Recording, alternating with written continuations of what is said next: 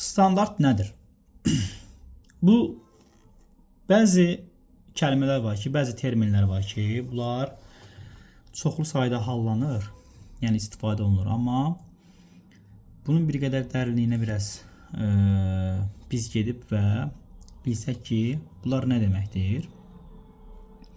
O daha yaxşı olar yəni bizim üçün də. Mən bugün standart haqqında danışmaq istəyirəm. Ümumiyyətlə standart nə deməkdir və standartlar hansı qruplara bölünür, hansı qruplarda yer alır. Deməli, standart ümumiyyətlə özü tam termin və təriflərdən kənar olaraq mən bu bilgiləri sizlərlə paylaşacağım. Standart bir qaydalar toplusudur. Yəni standart ölçülmüş, biçilmiş qaydalardan ibarət olan bir məcmudur, yəni gedişatdır. Bu sözün, yəni bizə qeyd etdiyim kimi vurduğu məna bundan ibarətdir. Bəs gəlin baxalım görəyin standartlar, yəni standart daha doğrusu hansı qruplarda yer alır? Baxın, diqqətlə qulaq asmanız lazımdır. Standartlar 4 qrupda qruplaşır. 4 qrupda qruplaşır. Yəni bunlar çox önəmli bilgilərdir və bu məlumatlara siz asan formada yəni əldə edə bilməyəcəksiniz. Standartlar 4 qrupda yer alır. Birinci standart, yəni birinci qrup daha doğrusu daxili standartlar. Daxili standartlar. Yəni hər hansısa bir müəssisənin, təşkilatın qoyduğu qaydalardır. Misal çəkirəm. Hər hansı bir təşkilata gedirsən, təşkilatın girişində nə var? Mühafizəçi. Və bu mühafizəçi səndən bəzi tələbləri istəyir. Sənə vəsiqəni verir.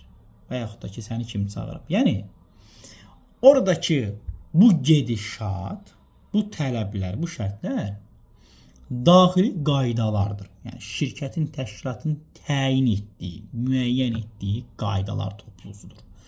Bu daxili standartdır. Bunu təşkil edir, yəni yazır təşkilat rəhbərləri, müəssisə rəhbərləri. İkinci qrupumuz bizim. İkinci qrupumuz milli standartlardır. Milli standartlar. Bunlar nədir? Əgər ki, sən bir məhsul istehsal etmək istəyirsənsə, bir yeni çeşid bir məhsul və yaxud da növdə bir məhsul istehsal etmək istəyirsənsə, bunu istinad edəcəyiniz hər hansısa bir normativ şərt, texniki sənəd lazımdır daha doğrusu. Yəni, orada bizim istifadə etdiyimiz standartlarımız, hansı ki bizdə bu AZS standartlarıdır. AZS standartları bizim üçün milli standartlar qrupuna daxildir. Yaxud da GOST standartları. Bu standartlar, yəni AZS, GOST kimi standartlar bizim milli standartlar qrupuna aid olacaqdır. Və bunu da yazan, təşkil edən qurumlar vardır. Baxın, bunu hər adam artıq tətbiq edə bilməyəcək. Bunu da tətbiq etməyimiz üçün edən daha doğrusu xüsusi yəni qurumlar var ki, bizdə məsələn AZS yazan yəni aktiv belə deyək, qurumu tərəfindən bu standartlar tətbiq olunur, yazılır və fəaliyyətinə start verilir. Bu aid oldu bizim milli. Üçüncü qrupumuz artıq bizim regional standartlar deyirlər buna. Regional standartlar. Bu nədir? Bu məsəl üçün CE standartı var, CE görmüsünüz, Avropa Birliyi standartı və yaxud da ki EAC standartı, EAC standartları. Bu nə deməkdir? Bu məsələn Avropa deyək ki, bu daha çox tanınan yəni CE standartıdır, Avropa Birliyinin standartı. Bu Avropada bir neçə ölkənin bir yerə topalaşıb, yəni yığılıb tətbiq etdiyi standartlardır. Və belə bir şərt var onlarda ki, əgər hər hansısa Avropadan kənar bir ölkə və yaxud da bir nə bilim təşkilat da bizim bazarımıza məhsul satmaq istəyirsə, çıxartmaq istəyirsə, bu standartın tələblərini qarşılamalıdır. Yəni CA standartı yaxud da IAC standartının tələblərinə cavab verməlidir. Artıq regional standartlar, yəni qeyd etdiyim kimi bir neçə ölkələrin bir yerə yığılıb topalaşıb tətbiq etdiyi standartlar qrupudur.